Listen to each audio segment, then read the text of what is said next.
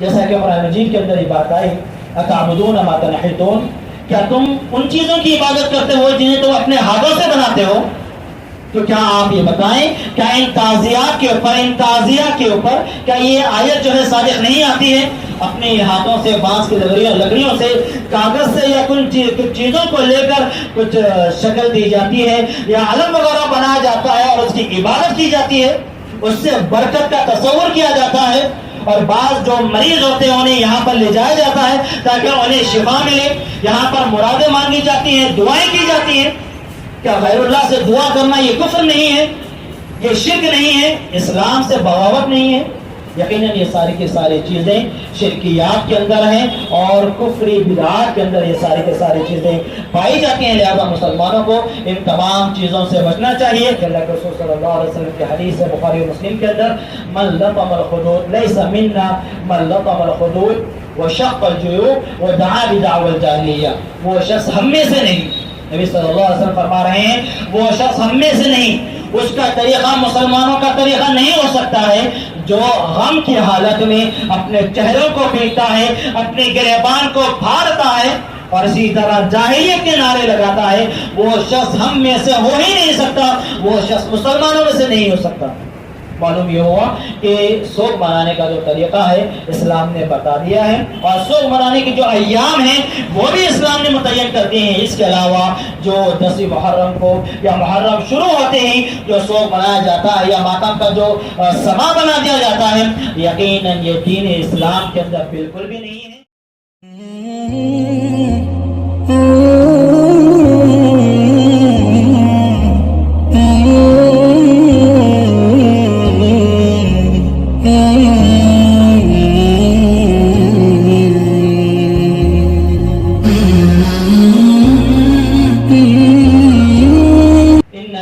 الشهور عند الله 12 شهرا في كتاب الله يوم خلق السماوات والأرض منها 4 حرم ذلك الدين القيم فلا تظلموا فيهن أنفسكم وقاتلوا المشركين كافة كما يقاتلونكم كافة واعلموا أن الله مع المتقين۔ حمد و ثنا کے تمام پاکیزہ کلمات، بزرگی و برتری و کبریائی کے تمام برگزیدہ اوصاف صرف اور صرف اللہ وحدہ لا شریک کے لیے لائق اور زیبا ہے، جو اس ساری کائنات کا تنے تنہا خالق بھی ہے، مالک بھی ہے، اور تنے تنہا اس ساری کائنات کو چلانے والا بھی ہے۔ بے شک اللہ تعالیٰ جسے ہدایت دے، توفیق دے، اسے کوئی گمراہ کرنے والا نہیں، اور جسے اللہ تعالیٰ اپنی توفیق سے، اپنی ہدایت سے محروم کر دے، پھر کائنات میں دوسرا کوئی اسے ہدایت دینے والا نہیں۔ درود و سلام و تمام انبیاء علیہم الصلاۃ پر، خصوصاً آخری نبی، امام الانبیاء، خاتم النبیین، جناب محمد رسول اللہ صلی اللہ علیہ وسلم کی ذات گرامی پر، جنہیں اللہ رب العالمین نے سارے لوگوں کے لیے رہتی دنیا تک کے لیے رسول اور پیغمبر بنا کر بھیجا ہے۔ اللہم صلی علی محمد وعلی آل محمد وبارک وسلم۔ معزز حاضرین، یہ ذی الحجہ کا مہینہ اختتام پر ہے۔ آج 29 ذی الحجہ ہے، 1443 ہجری، اور عین ممکن ہے کہ کل کا جو دن ہوگا وہ پہلی محرم کا ہوگا۔ پہلی محرم 1444 1444 ہجری۔ معزز حاضرین، اسی مناسبت سے ماہ محرم کے فضائل یا کتاب و سنت میں اس کے تعلق سے جو ہمارے لیے رہنمائی آئی ہے، چند اہم باتیں میں آپ کے سامنے رکھنا چاہتا ہوں۔ اللہ تعالیٰ سے دعا ہے کہ اللہ رب العالمین ہمیں حق کہنے، حق سننے اور حق باتوں پر عمل کرنے کی توفیق عطا فرمائے، آمین یا رب العالمین۔ معزز حاضرین، ماہ محرم یہ اللہ رب العالمین کے نزدیک بہت ہی محترم ہے، بہت ہی قدر والا مہینہ ہے، اس لیے کہ اللہ رب العالمین نے اسے حرمت والے مہینوں میں شامل فرمایا ہے۔ عزت والے مہینوں میں اللہ رب العالمین ماہ محرم کا شمار فرمایا ہے۔ ان عدت الشہور عند اللہ 12 شہرا فی کتاب اللہ، اللہ تعالیٰ کے نزدیک لوح محفوظ کے اندر سال کے 12 مہینے ہیں، اور یہ 12 مہینوں کی جو گنتی ہے یہ اسی وقت سے ہے جب سے اللہ رب العالمین نے آسمان و زمین کی تخلیق فرمائی ہے، آسمان و زمین کو پیدا فرمایا ہے۔ منہا اربعۃ حرم ذلک الدین القیم، ان 12 مہینوں کے اندر 4 مہینے ایسے ہیں جو حرمت والے مہینے ہیں، قابل احترام ہیں، قابل قدر ہیں، بڑے محترم مہینے ہیں، اور یہی سچا دین ہے، یہی صحیح دین ہے۔ تو لہذا فَلَا تُظْلِمُوا فِيهِنَّ أَنفُسَكُمْ، ان حرمت والے مہینوں میں خصوصاً اپنے آپ پر ظلم نہ کرو، ظلم و زیادتی سے پرہیز کرو، اور مشرکوں سے اسی طرح قتال کرو جس طرح انہوں نے تمام کے تمام مل کر تم سے قتال کیا ہے، اور جان لو اللہ رب العالمین متقیوں کے ساتھ ہے۔ معزز حاضرین، سورہ توبہ کی آیت نمبر 36 ہے، اس آیت کے اندر اللہ رب العالمین نے مہینوں کی گنتی 12 بتائی ہے، اور ان 12 مہینوں کے اندر 4 ایسے مہینے ہیں جنہیں اللہ رب العالمین نے قدر کی نگاہ سے دیکھا ہے، حرمت والے یہ مہینے ہیں، اور ماہ محرم کا جو مہینہ ہے وہ انہی مہینوں میں سے ہے۔ یہ 4 مہینے کون سے ہیں، اس کی تشریح اور اس کی وضاحت ہمیں اللہ کے رسول صلی اللہ علیہ وسلم کی حدیث سے ملتی ہے۔ صحیح بخاری وغیرہ کی حدیث ہے، اللہ کے رسول صلی اللہ علیہ وسلم نے ارشاد فرمایا کہ 4 حرمت والے جو مہینے ہیں وہ 3 مسلسل ہے، اور ایک اس کے بعد آنے والا ہے۔ 3 مسلسل، ذی القعدہ، ذی الحجہ، محرم، یہ تینوں مہینے مسلسل حرمت والے مہینے ہیں، اور ایک دوسرا جو مہینہ ہے وہ رجب کا مہینہ ہے، جو کہ شعبان اور رمضان کے درمیان میں پڑتا ہے۔ معلوم یہ ہوا کہ 4 مہینے جو حرمت والے ہیں وہ یہی 4 مہینے ہیں، ذی القعدہ، ذی الحجہ، محرم، اور اسی طرح رجب۔ معزز ناظرین، یہاں پر ایک جو اہم بات میرے اور آپ کے لیے ہے وہ یہ ہے کہ ہم قرآن مجید کو بجز قرآن مجید کے، یعنی اکیلے قرآن مجید کے نہیں سمجھ سکتے، ورنہ تو قرآن مجید کے اندر کہیں اس بات کا ذکر ہی نہیں ملتا کہ حرمت والے مہینے کون سے ہیں۔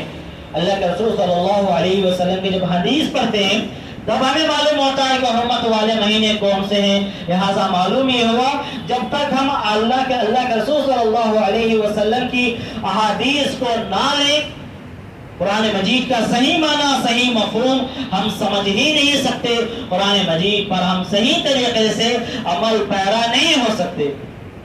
اور محرم کا مہینہ حرمت والے مہینوں میں سے ہے، اس کا مطلب یہ ہے کہ 12 مہینوں کے اندر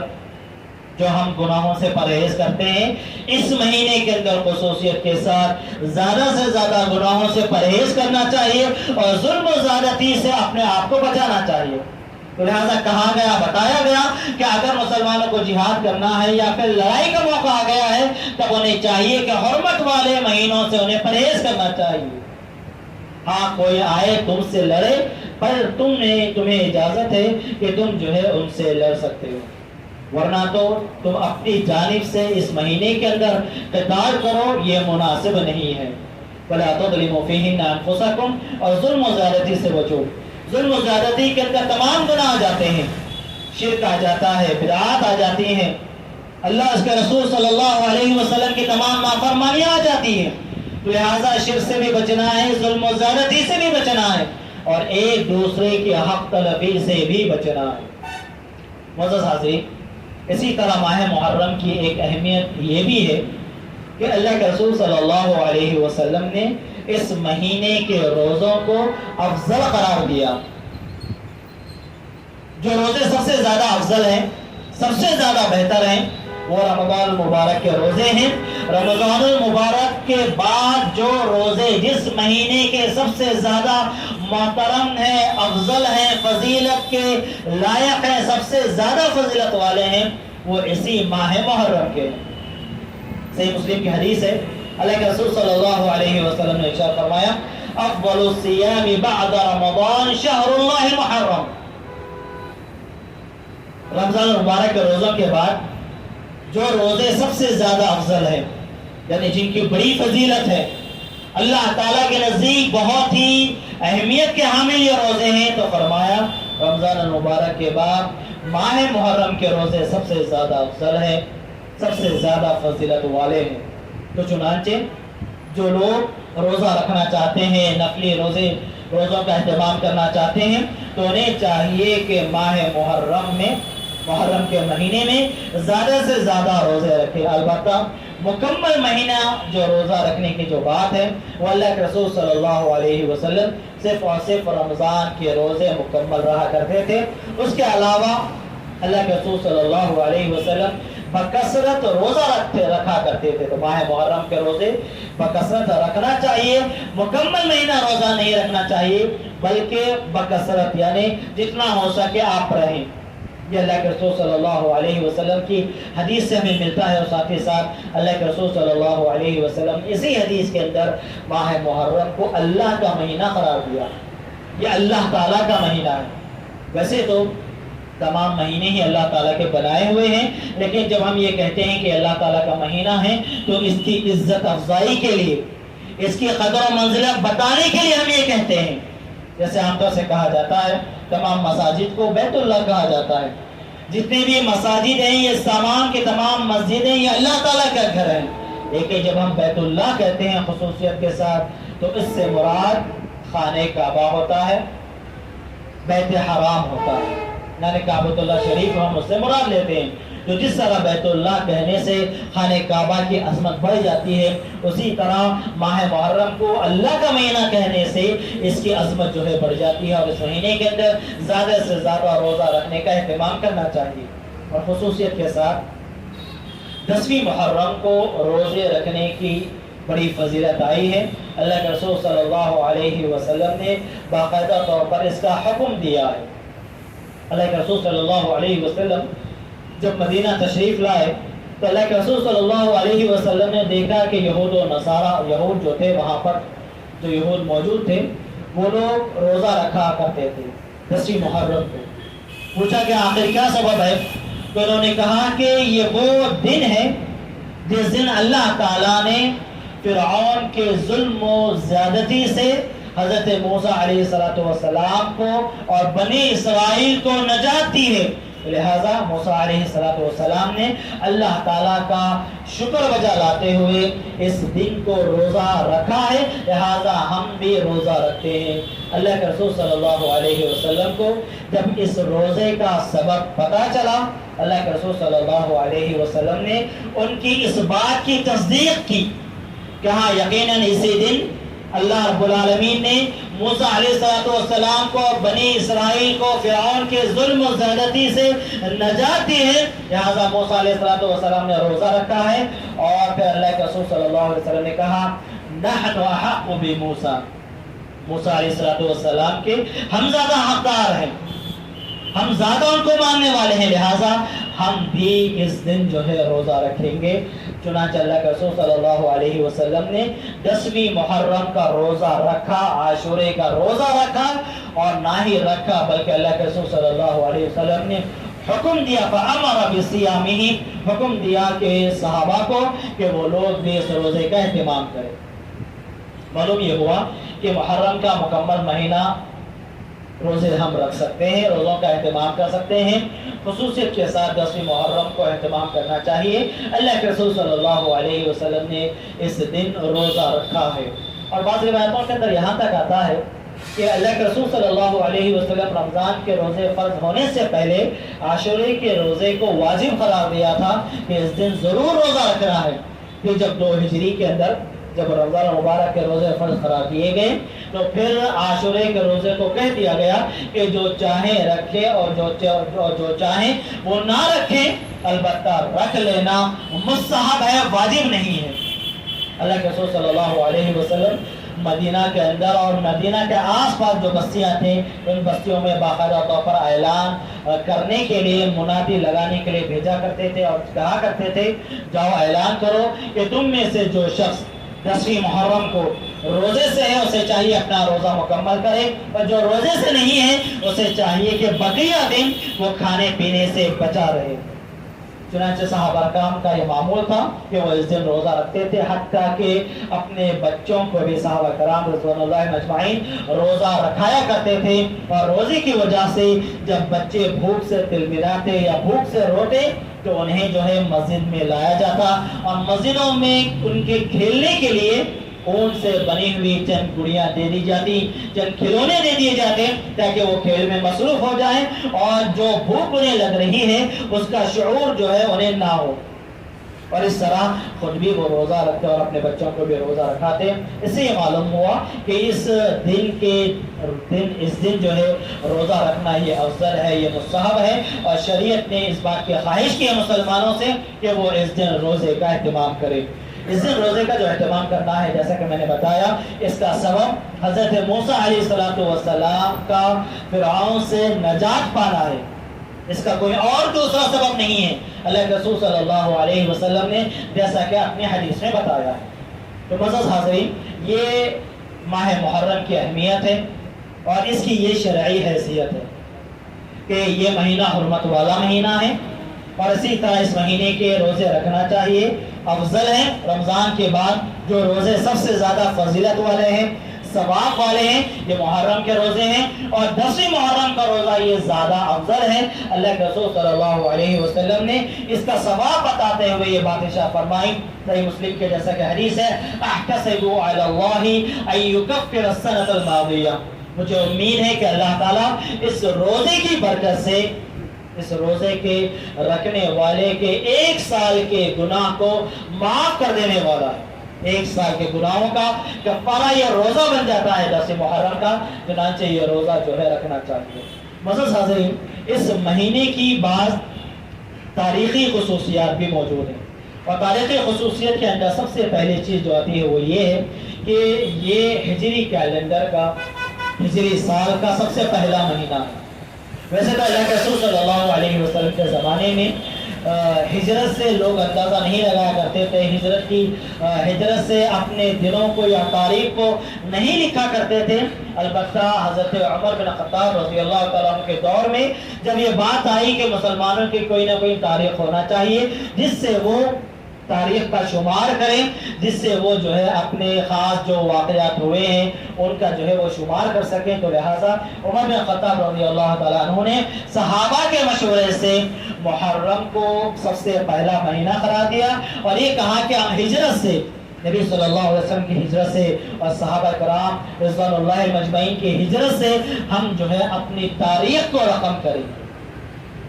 معلوم یہ ہوا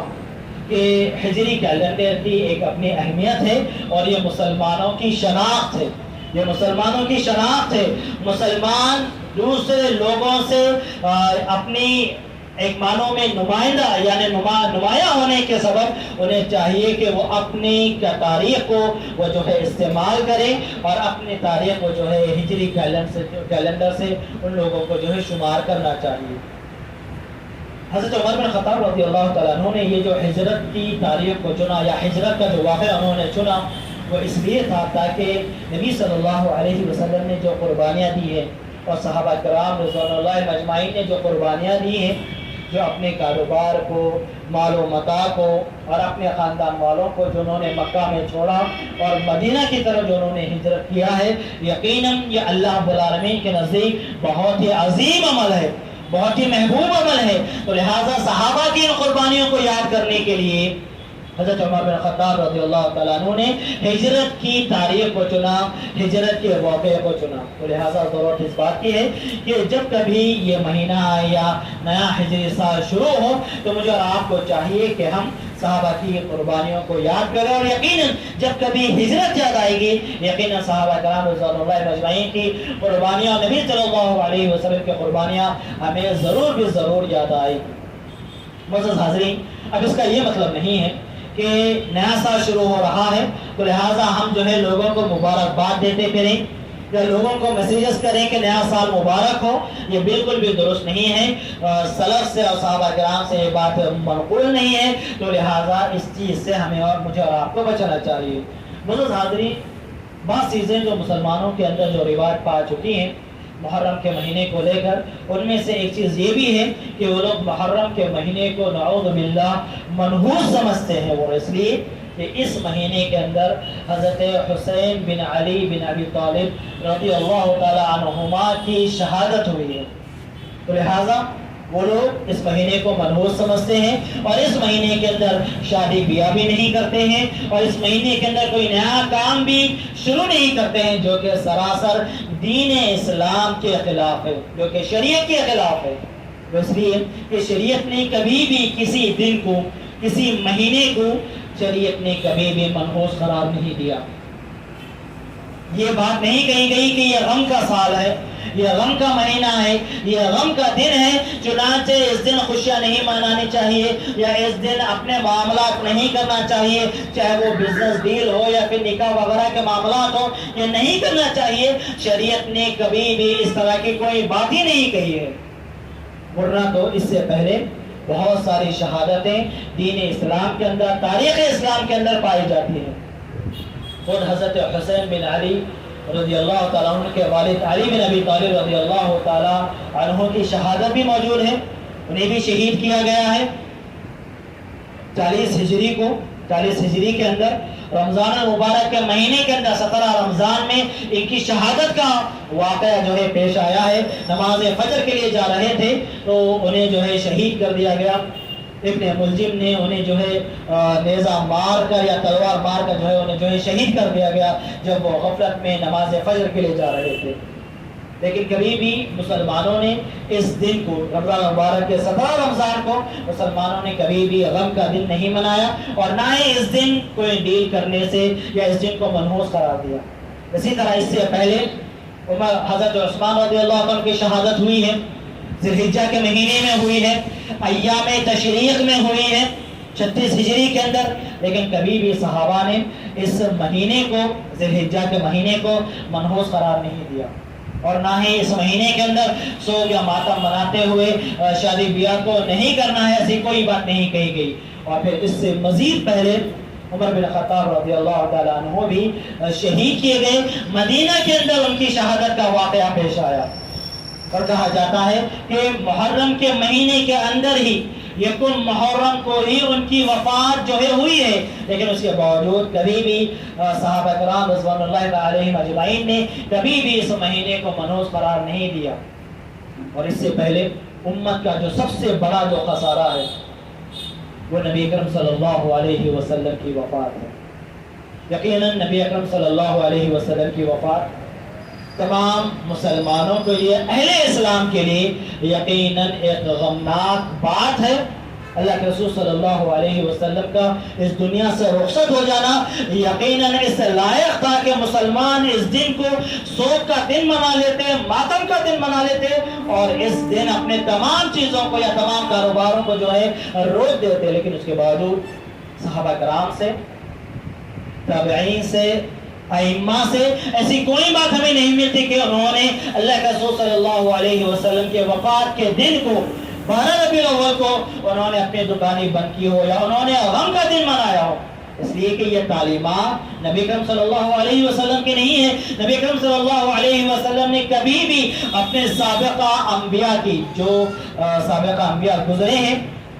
ان کی کبھی بھی کسی بھی وفات کے دن کو اللہ کے رسول صلی اللہ علیہ وسلم نے اس طرح سوگ کا دن نہیں منایا، تو لہٰذا شریعت اس بات سے بالکل منع کرتی ہے لوگوں کو، مسلمانوں کو، کہ وہ کسی دن کو، کسی ہفتے کو، کسی مہینے کو منحوس قرار دیں اور اس دن میں یا ان ایام میں اور ان مہینوں کے اندر وہ لوگ شادی بیاہ نہ کریں، ایسا بالکل بھی شریعت اجازت نہیں دیتی۔ سابقہ زمانے میں ام المومنین عائشہ رضی اللہ تعالیٰ عنہا سے ایک بات منقول ہے، ام المومنین عائشہ رضی اللہ تعالیٰ عنہا سے بات منقول ہے کہ جو سابقہ لوگ ہوا کرتے تھے وہ لوگ شوال کے مہینے کو منحوس سمجھتے تھے، شوال کے مہینے کو منحوس سمجھتے تھے، چنانچہ اس مہینے میں، شوال کے مہینے میں وہ لوگ جاہلیت کے اندر شادیاں بالکل بھی نہیں کرتے تھے۔ لیکن ام المومنین عائشہ رضی اللہ تعالیٰ عنہا کو جب اس بات کی خبر ہوئی تو انہوں نے کہا ایسی کوئی بات ہی نہیں ہے، اس لیے کہ میری جو شادی ہوئی ہے یا میرا جو نکاح ہوا ہے پیارے نبی محمد صلی اللہ علیہ وسلم کے ساتھ وہ شوال کے مہینے میں ہوا ہے، ساتھ ہی شوال کے مہینے میں ہی ہماری رخصتی ہوئی ہے۔ اور صاحب بتائیں کون سے ایسے ازواج مطہرات ہیں جو مجھ سے زیادہ اللہ کے رسول صلی اللہ علیہ وسلم کے نزدیک محبوب ہو؟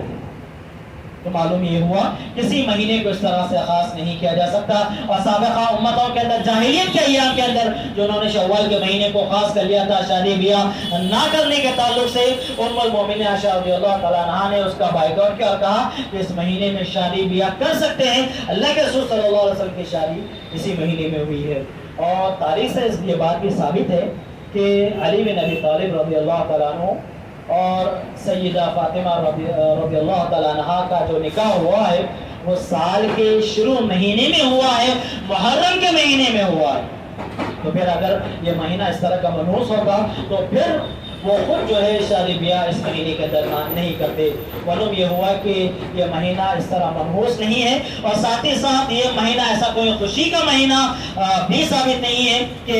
سال نیا شروع ہو رہا ہے لہٰذا ہم خوشیاں منائیں گے، ہم مبارکبادیاں دیں گے، ایسی کوئی بات نہیں ہے۔ بس تاریخ کے حد تک تاریخ شمار کرنے کے تعلق سے یا ڈیٹ شمار کرنے کے تعلق سے اس مہینے کی جو ہے اہمیت وارد ہے۔ اسی طرح جیسے میں نے کہا کہ حضرت حسین بن علی بن ابی طالب رضی اللہ تعالیٰ عنہما کی مظلومانہ شہادت اسی مہینے کے اندر بلکہ 10ویں محرم کو ہوئی ہے۔ بہت سارے مسلمان ایسے سمجھتے ہیں کہ شریعت کے اندر جو 10ویں محرم کا روزہ رکھنے کی جو بات آئی ہے وہ شاید اس لیے ہے کہ اس دن جو ہے شہادت حسین رضی اللہ تعالیٰ عنہ ہوئی ہے، لیکن ایسی بات نہیں ہے۔ اور روزہ رکھنے والی جو بات ہے وہ اس لیے کہ موسیٰ علیہ السلام کو اللہ تعالیٰ نے فرعون سے نجات دی تھی،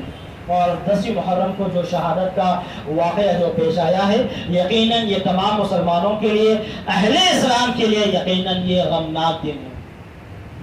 جیسے یقیناً یہ جو واقعہ پیش آیا ہے المناک دن ہے سب کے لیے، لیکن مسلمانوں نے کبھی بھی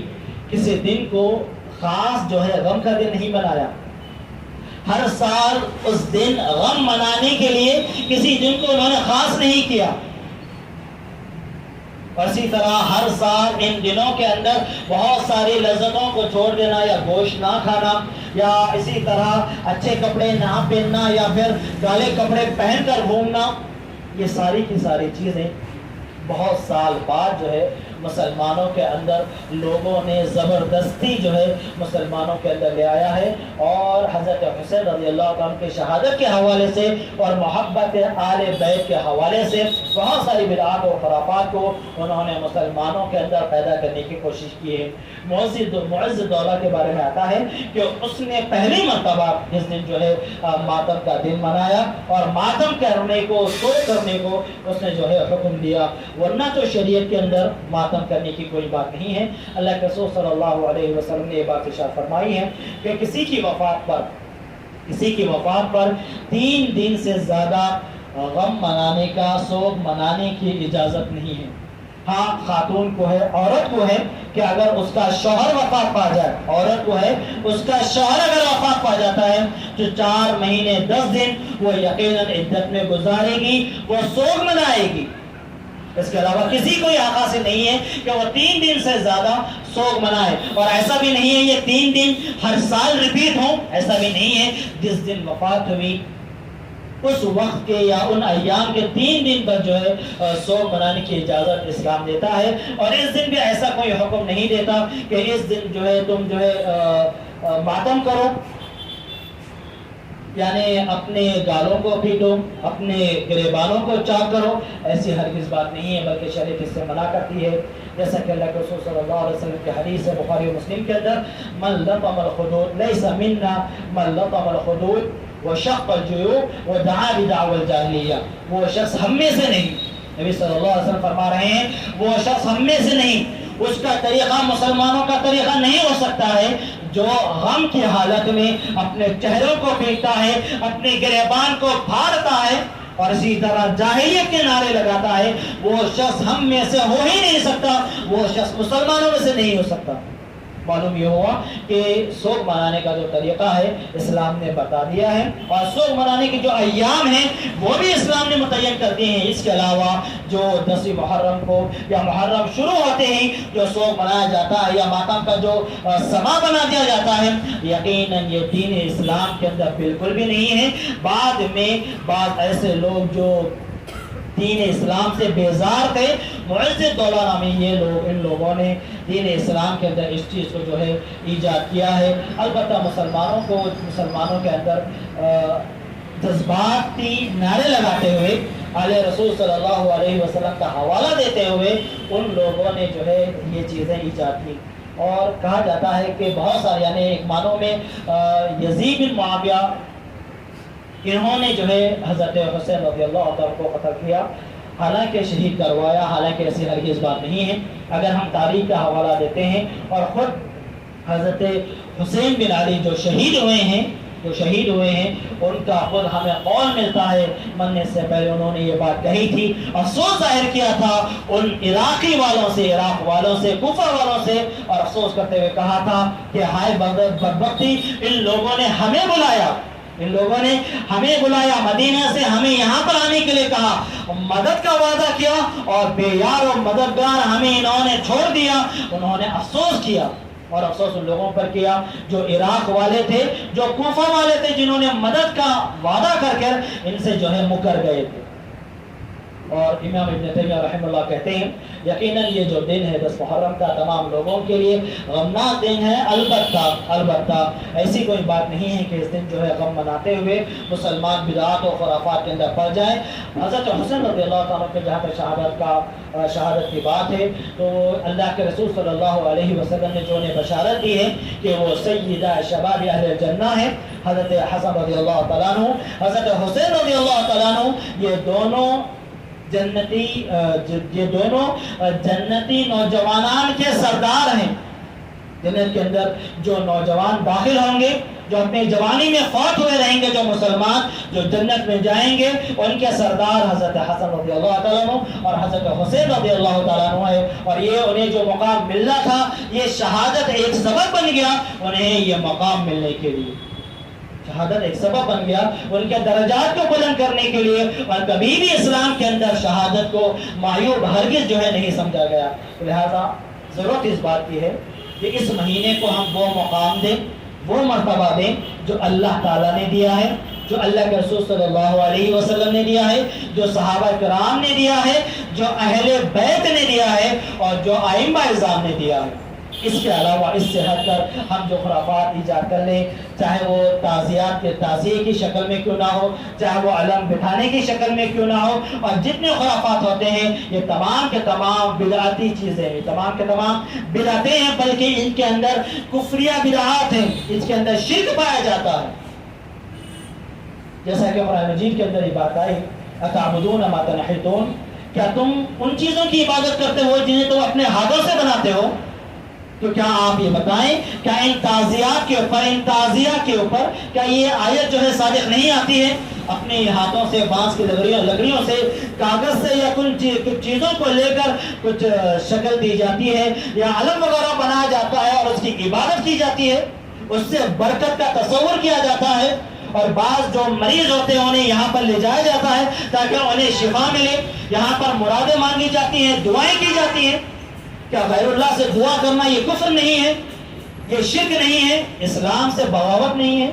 یقیناً یہ ساری کی ساری چیزیں شرکیات کے اندر ہیں اور کفری بدعات کے اندر یہ ساری کی ساری چیزیں پائی جاتی ہیں. لہذا مسلمانوں کو ان تمام چیزوں سے بچنا چاہیے. کرنا کیا ہے؟ ہمیں کرنا یہ ہے کہ محرم الحرام کے مہینے کے روزے رکھنا ہے اور خصوصاً کے ساتھ 10 محرم کو روزہ رکھنا ہے, اور وہ بھی اس نیت سے کہ اللہ کے رسول صلی اللہ علیہ وسلم نے یہ روزہ رکھا ہے. موسیٰ علیہ السلام کو اس دن نجات ملی تھی فرعون سے, لہذا اللہ کے رسول صلی اللہ علیہ وسلم نے روزہ رکھا اور رکھنے کا حکم دیا اور اس کی بڑی فضیلت آئی ہے. معزز حاضرین, کی چند باتیں تھیں. اللہ تعالیٰ سے دعا ہے کہ اللہ رب العالمین ہم تمام کو کتاب و سنت پر صحیح معنوں میں عمل کرنے کی توفیق عطا فرمائے. کتاب و سنت کا علم حاصل کرنے اور اس کو سمجھنے اور اس پر عمل کرنے کے اللہ تعالیٰ ہمیں توفیق عطا فرمائے. مسلمانوں کو اللہ رب العالمین ہدایت دے. ہمیں سے جو بیمار ہیں اللہ رب العالمین انہیں شفا عاجلہ صحت کاملہ نصیب فرمائے. ہمیں سے جو پریشان حال ہے, چاہے وہ قرضوں کے سلسلے میں ہو, چاہے وہ بیماری کے سلسلے میں ہو, چاہے وہ کاروبار کے سلسلے میں ہو, اللہ تعالیٰ ہم تمام کی پریشانی کو دوری عطا فرمائے. اللہ رب العالمین ہمارے نیکیوں کو قبول فرمائے, ہمارے گناہوں کو معاف فرمائے. دین کا صحیح جذبہ اور دین کا صحیح شعور اللہ تعالیٰ ہم تمام میں پیدا فرما دے. ہم اللہ تعالیٰ سے دعا کرتے ہیں کہ جو نوجوان دین سے دور ہیں, دین سے بیزار ہیں, اللہ تعالیٰ ان تمام کے دلوں میں دین کی محبت ڈال دے, ایمان کی محبت ڈال دے, انہیں پھر سے اسلام کی طرف لوٹنے کی صحیح توفیق عطا فرمائے. آمین. وآخر دعوانا الحمد للہ رب العالمین.